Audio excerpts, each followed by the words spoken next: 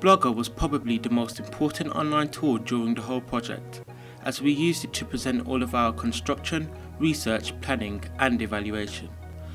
Blogger was particularly useful because it allowed me to create almost a structured digital diary by updating it with the development of our media product as we progressed.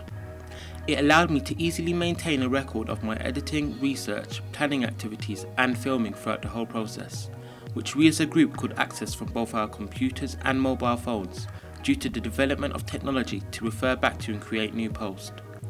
Blogger also allowed us to embed other tools we use from the internet to present our ideas, research and construction, such as Prezi and YouTube, making it all more visually interesting and appealing to scroll through. When planning, we firstly used the online tool known as TimeToast to create an interactive and visual timeline to set deadlines for the various stages in our music video production. TimeToast was particularly helpful in the planning stages because it is what we used to monitor how well we were progressing and if we were doing so at the pace we initially set out to. Also, because TimeToast allowed us to embed our timeline on the blog, when one group member created a timeline, the whole group could refer to it at any moment, whether at home in our own time or at college when wanting to monitor and discuss our progress as a group. Music channels were also a useful media source when it came to research, as they present different music videos from all types of artists and genres. So we were able to analyse what we liked and disliked about them and gain a range of different ideas to apply to our own product. Also, although the majority of music channels tend to both have their own website and television channel, researching the music videos they present online was particularly helpful due to the fact we were in a group. For if we individually saw a video we found interesting and gained ideas from, another group member could easily and quickly find it on the music channel's website and find additional information on the artist's style of music and the way they're branded. Specifically in terms of Web 2.0 and research, Twitter was a very useful online tool when it came to wanting to gain people's opinions and perspectives on already established artists, whether it was their image, music videos or branding, as it is not limited to the passive viewing of content, so people from all around the world can share their opinions, and it allowed us to specify what we were searching for. The option of direct message also helped in the planning stages by allowing us to send pictures we had forgotten to send each other during shoots, and messages to each other to arrange times to meet up for shoots, editing sessions, and to have group discussions.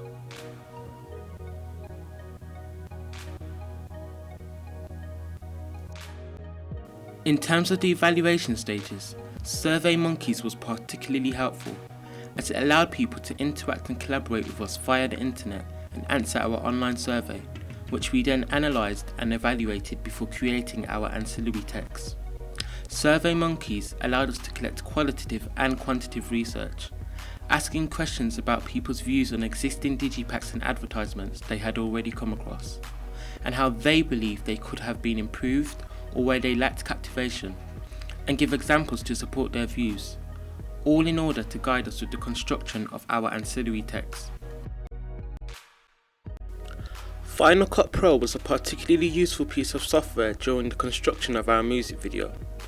It allowed us to change the sequence of shots whenever we wanted to, add text to our footage, whether to be a part of an image or appear by itself. It also allowed us to name our files, so they were more organised and we could quickly find what shot we were looking to add to the sequence. It allowed us to create a visual storyline of shots and events, which in the end ended up being our music video. Final Cut Pro also allowed us to add or remove sound and add effects to shots to make certain transitions in our music video much smoother. It also allowed us to make images or shots bigger and smaller if we shot it too close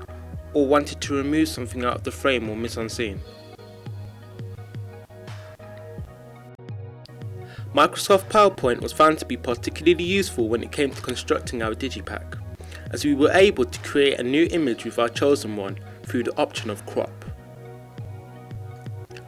We were also able to change the different parts of the image using artistic effects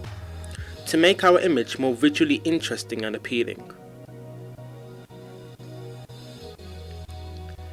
and bring it together in the new shape of a cross as opposed to the simple and incessantly used square-shaped border in which alternative soul artists tend to use to present their chosen image for their digipack cover,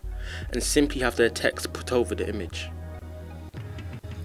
It also allowed us to experiment with different background colours and designs for our digipack,